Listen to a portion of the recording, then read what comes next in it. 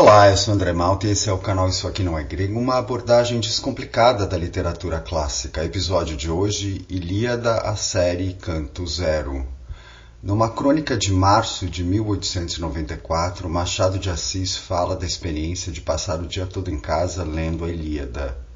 Sim, a Ilíada de Homero em um só dia. Lá fora, no mundo real da República, que ainda engatinhava, rolavam os acontecimentos finais da revolta da Armada. Mas Machado preferia se refugiar num poema épico grego. Ouçam o que ele diz. Em casa ocorreu-me que podia ter a visão da batalha sem sol nem fadiga. Era bastante que me ajudasse o gênio humano com seu poder divino. A história, por mais animada que fosse, não sei se me daria a própria sensação da coisa. A poesia era melhor. Homero, por exemplo, com a Ilíada. Nada mais apropriado que este poema. Para mim não existem batalhas mais reais que as pintadas por Homero na Ilíada. Para usar uma expressão do próprio Machado nessa crônica, o que a gente encontra nesse épico é o espetáculo da cólera humana. Só que a Ilíada, falando de alguns acontecimentos da famosa Guerra de Troia, é muito mais do que a narrativa bélica, capaz ainda hoje de fazer frente a grandes romances, filmes, séries e documentários do gênero. A Ilíada é o poema total, que fala sobre ser humano e ser divino, sobre amor e sobre discórdia, amizade, individualismo, política e relações familiares, o sentido e a falta de sentido da vida, sobre ser jovem e ser velho. Está tudo lá, do primeiro ao último dos seus 15.693 versos. É sobre esse épico monumental, potente e comovente, além de uma aula sobre como construir bem uma história, é sobre esse poemão que eu vou me debruçar ao longo da 4ª temporada. Depois deste canto zero introdutório, vou dedicar um episódio para cada um dos 24 cantos, resumindo o que acontece e comentando o que, a meu ver, são as questões principais, o que há de mais interessante, falando de detalhes que podem passar despercebidos e também daquilo que pode ser difícil de entender. A tradução que eu vou usar é a do Leonardo Antunes, em decassílabos duplos, que saiu em 2022. Uma tradução que mantém o lado narrativo da épica sem deixar de ser poética. O melhor jeito de saborear Homero ainda é indo atrás de uma boa tradução de Homero. Por isso não deixa de ser irônico que as edições mais difundidas no nosso mercado, não apenas da Ilíada, mas também da Odisseia, talvez sejam as infanto-juvenis. Isso tem a ver com a valorização da mitologia em geral como algo fantasioso, capaz de seduzir a mente mais jovem, e muitas já não tão jovens assim. Mas é estranho pensar que poemas tão adultos e profundos não sejam acessados, ao menos pelo grande público, pelo que são, medonhos e belos. Diluições, adaptações, atenuações, todas elas acabam jogando o bebê fora junto com a água do banho. Homero não é uma fuga para o irreal, é uma viagem ao coração das trevas e ao brilho que cega. Eu imagino o que vocês podem estar pensando. Esse poema homérico que eu estou louvando aqui é sexista e patriarcal, entre outras coisas. O deus dos deuses, Zeus, é um macho que manda no pedaço autocraticamente e trai a esposa. Aquiles e Agamenon têm cada um sua escrava sexual, além de não parecerem nem um pouco preocupados com a vontade popular, de tão voltados que estão para os próprios umbigos. Ninguém empunha a bandeira da luta pela paz. Só Heitor, o grande guerreiro troiano, talvez faça a gente pensar num herói realmente bom, preocupado em defender a família e a pátria dos invasores. Só que, de novo, é uma figura masculina. Reforçando a misoginia, tem ainda Helena, a figura da esposa traidora, espécie de ilustração maior de como esse mundo patriarcal encarava o sexo feminino, relegando-o à submissão e à estigmatização. É verdade, esses elementos estão lá, ainda que com mais nuances. É o mundo de Homero, machista, pouco ou nada igualitário, concentrado numa única classe, sem indícios da variedade que avaliamos hoje como socialmente mais justa. Mas censurar ou reescrever Homero, e essa não seria a primeira vez, ou pedir licença, desculpa para falar dele é um erro. É não entender a essência de Homero. Mudam os tempos e os costumes, mas Homero sobrevive. Por quê? Qual a sua essência? Bom, espero mostrar isso melhor ao longo dos próximos 24 episódios, mas posso dizer rapidamente que a essência de Homero, pelo menos para mim, é essa capacidade de mostrar as misérias e as potencialidades de se estar vivo, e o que significa para nós já não estar mais vivo, e se é possível sobreviver à morte de algum jeito. Um mundo apenas bom e idealizado não caberia em Homero, porque esse mundo não existe, e Homero, se você não entendeu ainda, é um poeta realista.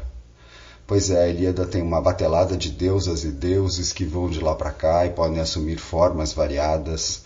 Tem cavalo que fala e chuva de sangue, herói com força descomunal, mas a Ilíada é um poema sobre o que faz a vida tão desejável e tão pesada de viver. Para todo mundo que hoje quer e deve lutar por mais justiça, igualdade e respeito, a Ilíada ensina, entre outras coisas, que a justiça no plano terreno é uma construção constante e frustrante, porque as forças em combate, divinas e humanas, atuam de certa forma entre e dentro de cada um de nós. E os caminhos que nós percorremos são tortuosos e às vezes pouco claros, como são os caminhos na Ilíada. Não que a estrutura do poema seja complicada, porque ela não é. A Ilíada é um poema linear. A ação começa na virada do 9º para o 10º ano da Guerra de Troia, se restringe a cerca de 50 dias, sem saltos ou flashbacks, e termina antes do fim do conflito. Mas as coisas, tal como acontecem, ao menos para os seus heróis principais, Aquiles do lado grego e Heitor do troiano, são sim tortuosas, ou seja, acontecem de um jeito que eles não esperavam. É esse sentido obscuro da vida, pela perspectiva desses dois heróis em choque com outras forças, que a Ilíada apresenta. É isso que vou tentar mostrar aqui, sem deixar de apontar para elementos sociais e políticos que podem parecer chocantes para nós hoje. Mas é preciso preservar o choque. A boa leitura não se faz só com identificação, mas com estranhamento. E estranhamento e espanto é o que não falta para quem está tendo seu primeiro contato com a epopeia grega. Para começar, a gente encontra aquela linguagem mais difícil. Se já não é fácil na poesia em geral, costuma ser menos ainda quando se trata de poesia épica. Isso assusta muita gente que, já familiarizada com a prosa literária, não digere bem o verso. Além disso, Homero tem outras características que podem parecer irritantes, como o uso dos epítetos e das digressões. Os epítetos são aqueles adjetivos fixos que ficam se repetindo, aparentemente sem muita razão. Aquiles de rápidos pés, Odisseu de muitíssima astúcia, Zeus tempestuoso, Helena de cândidos braços. Mas assim como acontece com a linguagem elevada, a gente se acostuma e passa a esperar por eles. É um lado de Homero que podemos chamar de musical, se a gente associar a música, entre outras coisas, a esse efeito de repetição. Outro problema, entre aspas, são as digressões. Digressão é um desvio da narrativa, que vai para longe do fio principal e depois volta. A digressão mais famosa em Homero não vem da Ilíada, mas da Odisseia, no relato de como Odisseu ganhou uma cicatriz na sua coxa. É um momento de tensão porque a mulher que cuidou dele quando era bebê e está lavando seus pés acaba de descobrir que aquele mendigo no palácio é na verdade o seu senhor. Mas Homero nessa hora segura a ação para contar como lá atrás, na infância, Odisseu foi atacado por um javali e ficou com essa marca. Homero tem muitas digressões assim na Ilíada. Para que usar esse recurso se muita gente quer pular o trecho e voltar para a ação principal? Não existe uma resposta só, mas isso ajuda a iluminar outros elementos da história e a enriquecê-la. Outra característica com a qual marinheiras e marinheiros de primeira viagem podem implicar: falas imensas dos personagens. É curioso porque a Ilíada engana ao se abrir com um canto muito dialogado e ágil. Só que essa não é a tônica do poema. Em geral, heróis e divindades gostam de falar muito quando tomam a palavra. Só raramente são monossilábicos e dizem poucos versos.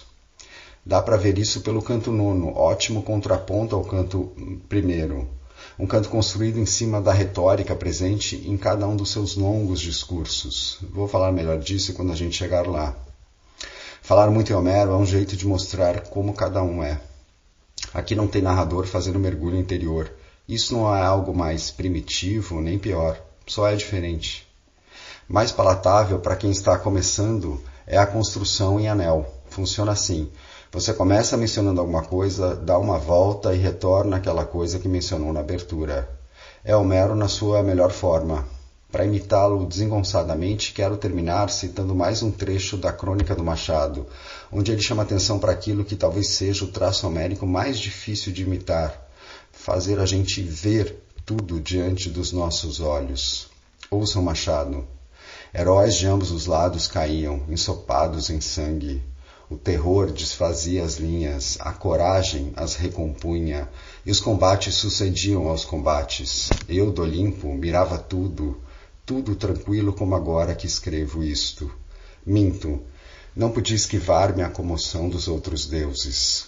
Assim, quando Patroclo, vendo os seus quase perdidos, saiu a combater com as armas de Aquiles, senti a grandeza do espetáculo.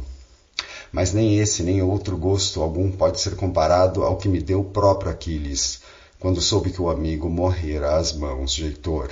Vi, ninguém me contou, vi as lágrimas e a fúria do herói. Eu fico por aqui, obrigado por ouvir e até a próxima.